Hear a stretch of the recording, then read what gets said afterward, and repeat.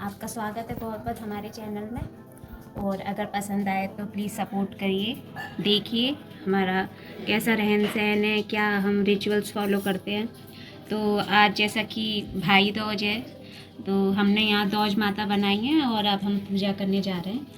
तो तिलक लगा देते हैं दूज माता के, चाव अक्षत।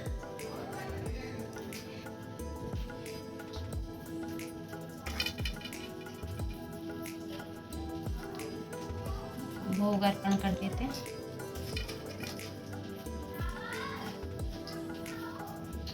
जय हो दूज माता। गणपति बप्पा के तिलक कर देते हैं क्योंकि ये तो विघ्न हरता है, तो किसी भी पूजा से पहले इनको नमन करना ज़रूरी होता है।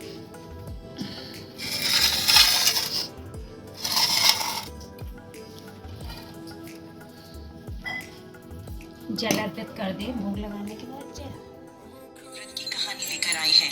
बहुत समय पहले की बात है। बूढ़ी माई थी जिनके एक बेटा और एक बेटी थी। बेटी की शादी हो चुकी थी।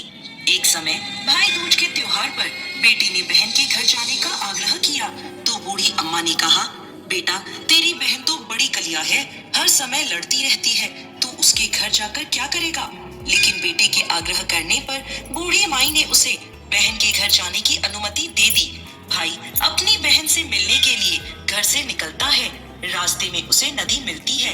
नदी कहती है, मैं तेरा काल हूँ और तुझे डुबाऊंगी। तब भाई कहता है, मैं बहुत सालों बाद अपनी बहन से मिलने जा रहा हूँ, उससे मिलकर आने दो, वापस आते हुए तो मुझे डुबा देना।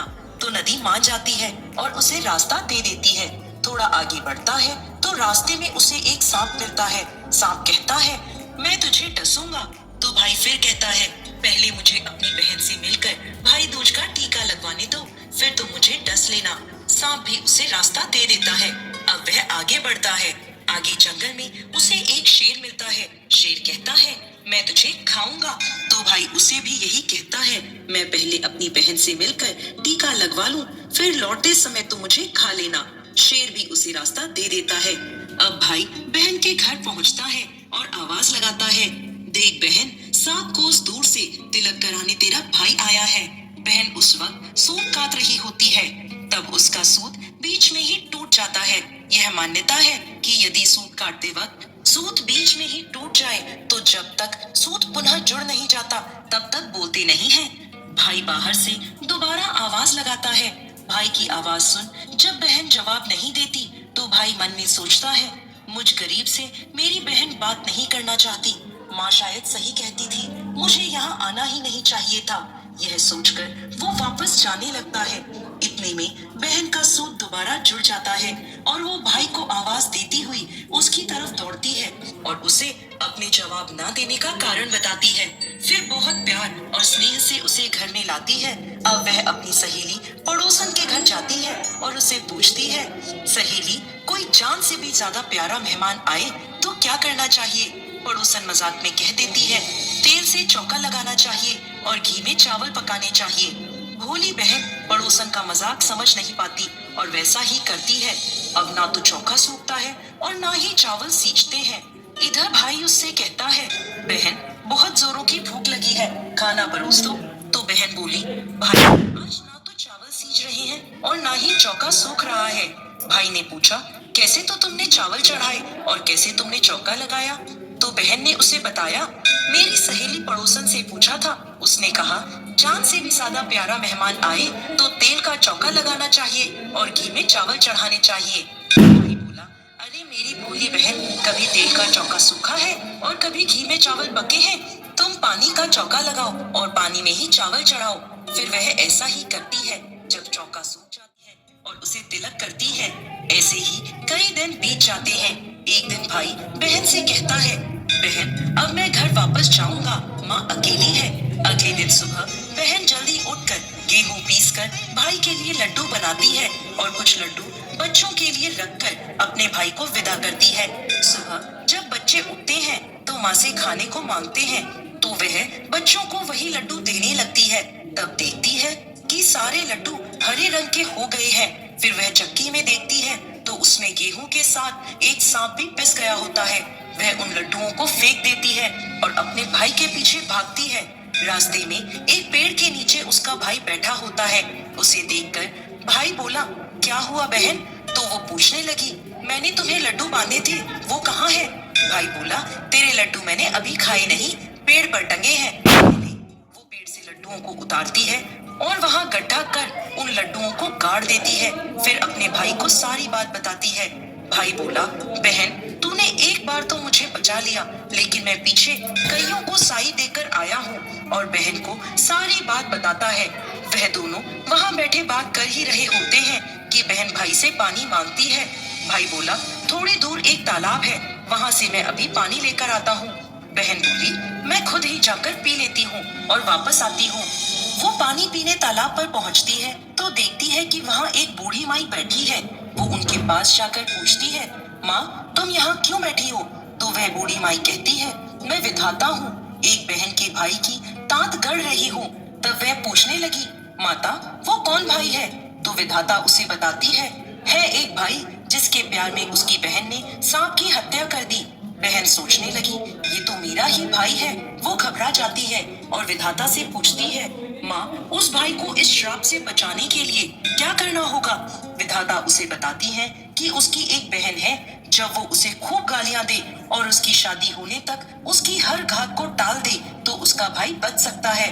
वो तुरंत अपने भाई के पास जाकर उससे कहती है, भाई मैं तुझे माँ के घर तक छोड़ने चलूंगी, लेकिन रुक मैं अभी आती हूँ। थोड़ी ही देर में वो भाई के पास पहुँचती है और दोनों घर के लिए आगे बढ़ते हैं। रास्ते में उन्हें सबसे पहले शेर मिलता है। जैसे ही वो भाई को खाने के लिए आगे बढ़ता है, बहन उसके आगे मांस का टुकड़ा डाल देती है। शेर मांस के टुकड़े को खाने में लग जाता है और दोनों भाई बहन आगे चलते हैं। आगे उन्हें सांप मिलता है। जैसे ही सांप भाई को डसने के लिए आगे आता है, बहन उसके आगे दूध का प्याला रख देती है। सांप दूध पीने लगता है। वह दोनों अब आगे चलते हैं। रास्ते में उन्हें नदी मिलती है जो भाई को डुबाने को तैयार होती है, पर वह नदी को ओढ़नी उड़ा देती है।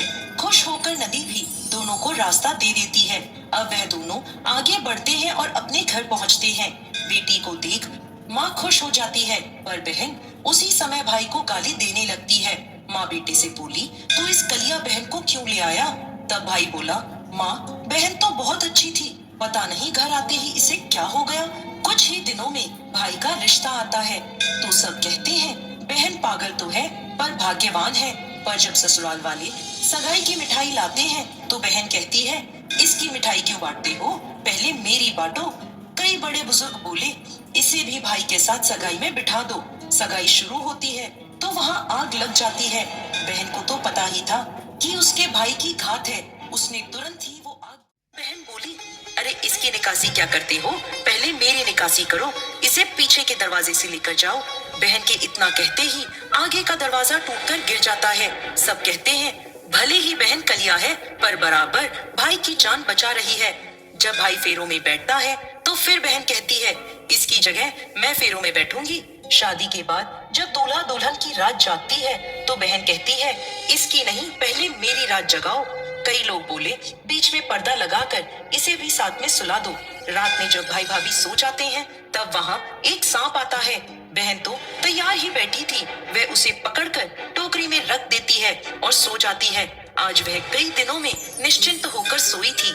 उधर उसकी माँ सोचती है, बेटी के उठने से पहले ही मेहमानों को विदा कर देती हूँ, वरना फिर शोर मचाएगी। जब बेटी उठकर देखती है कि घर में तो कोई भी नहीं है तो माँ से पूछती है, माँ सब मेहमान कहाँ चले गए? तो माँ कहती है, बेटी सब मेहमानों को मैंने विदा कर दिया। तो बेटी बोली, सभी को वापस बुलाओ तभी मैं विदा होंगी। उसके कहने के अनुसार माँ सभी मेहमानों को वापस बुलाती है। तब वह माँ से बोली, माँ आज के दिन के लिए ही मैं पालने में पूत और चूल्हे पर दूध छोड़कर आई थी और पागल हो गई थी। मेरे इस भाई पर 7 घात थी जो टालने के लिए मैं ऐसा कर रही थी। उसकी यह बात सुनकर माँ और भाई खुश हो जाते हैं और सबसे पहले अपनी बेटी को विदा करते हैं। उसके बाद ही सभी मेहमानों को विदा करते हैं। इस दिन के बाद से ही हर बहन अपने भाई की लंबी उम्र की कामना से भाई दूज का त्योहार मनाने लगी और साथ ही यह कथा सुनने लगी।